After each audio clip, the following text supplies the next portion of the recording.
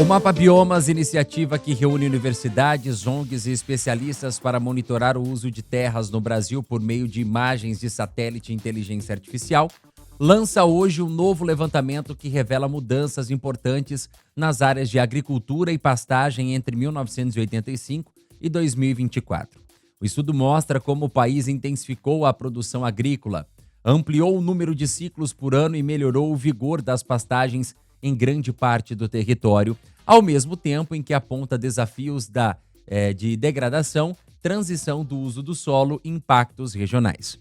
Para falar melhor sobre esses resultados e o que eles significam para o Brasil e para o Mato Grosso do Sul, eu vou conversar remotamente com a Ana Paula Matos, pesquisadora da equipe de pastagem do MAP Biomas, e Kênia Santos, pesquisadora da equipe de agricultura. Ana Paula, bom dia, obrigado pela sua presença. Bom dia, Bruno. Obrigada a você. Kênia também, muito obrigado, viu? Bem-vinda. Obrigada pelo convite. Bom, Ana Paula, o Mapa Biomas mostra que as pastagens brasileiras somam 155 milhões de hectares, dos quais cerca de 34 milhões, ou seja, 22%, estão em condições de baixo vigor em 2024. Qual o principal gargalo hoje para transformar essa área degradada em sistema produtivo mais eficiente? Exatamente, Bruno. De acordo com as nossas pesquisas, né, a produção de dados, 21% dessas pastagens ela tem baixa produção de forragens e, ao mesmo tempo, ela tem uma alta presença de solo exposto. Então, esses indicativos, eles são importantes justamente para mostrar aonde são as áreas que precisam ter uma indicação melhor, tanto de melhorias, algumas recuperações, e que pode auxiliar o poder público, né, de fazer a melhor decisão sobre essas áreas. No recorde estadual, o levantamento aponta que Mato Grosso do Sul possui 12,2 milhões de hectares de pastagem, né? Figurando entre os 6 estados com maiores áreas do país. Que leitura que a gente pode fazer sobre essa situação das pastagens, Ana Paula, aqui no estado, né? Nessa comparação nacional? Exatamente.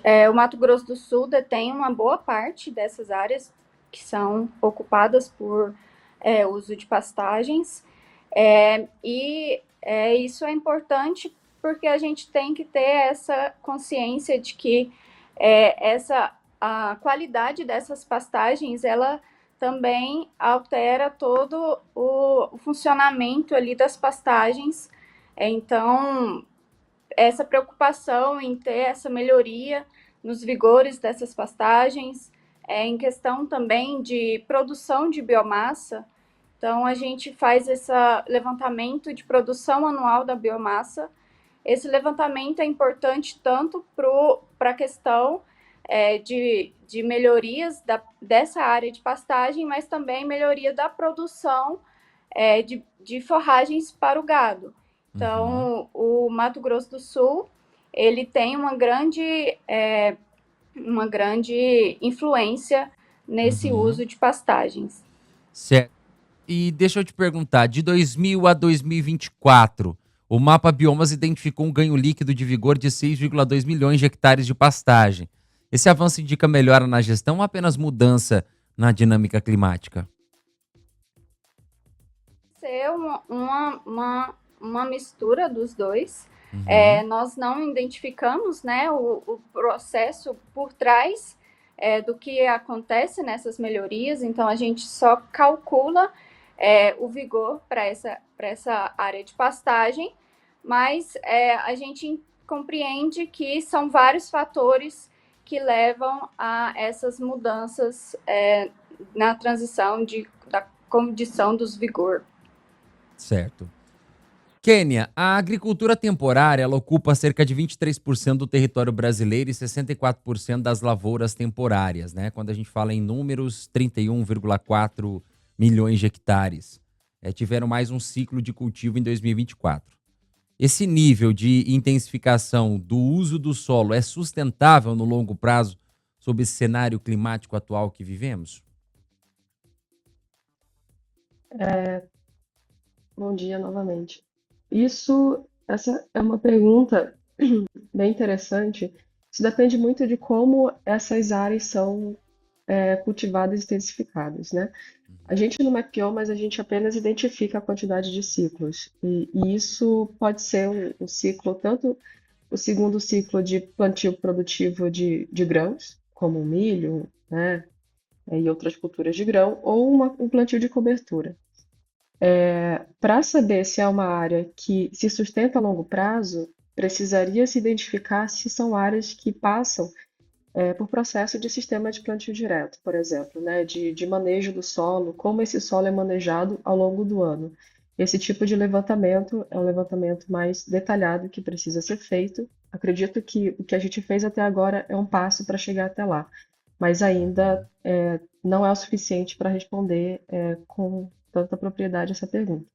Mas, de qualquer forma, isso pode ser um indicativo de que existe um tipo de pelo menos cobertura desse solo, né? Então, não deixar Certo. o solo exposto, por exemplo, é uma boa prática para que esse tipo de cultivo se mantenha a longo prazo. Há um outro dado também que mostra que o cultivo de soja passou de 4,5 milhões de hectares em 1985 para 40,7 milhões em 2024. Quais são os principais impactos positivos e negativos dessa expansão? Na verdade, a área de soja, nós mapeamos 40,7 milhões de hectares, mas estimativas de próprios órgãos públicos apontam um pouco mais do que isso, né? Então, essa expansão da soja, ela ocorre de maneira diferente em vários biomas, né?